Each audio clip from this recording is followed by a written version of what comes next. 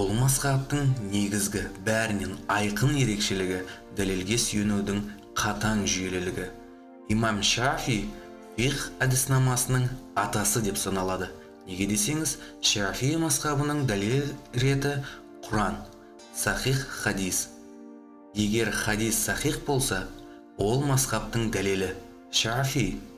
Хадис сахих болса, ол менің мазхабым деген. Ижма ғалымдардың бір ауызды пікірі, қияс ұқсастық бойынша үкім шығару.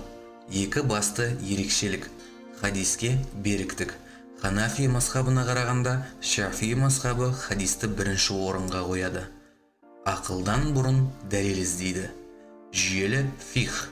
Имам Шафи алғаш болып усуль фиқх құқық әдіснамасын китап түрінде жазған. Оның Ал-Рисла деген еңбегі құқықтанудың негізін қалаған классика. Шафи мазхабында ғибадаттың бірнеше өзіндік айырмашылығы бар.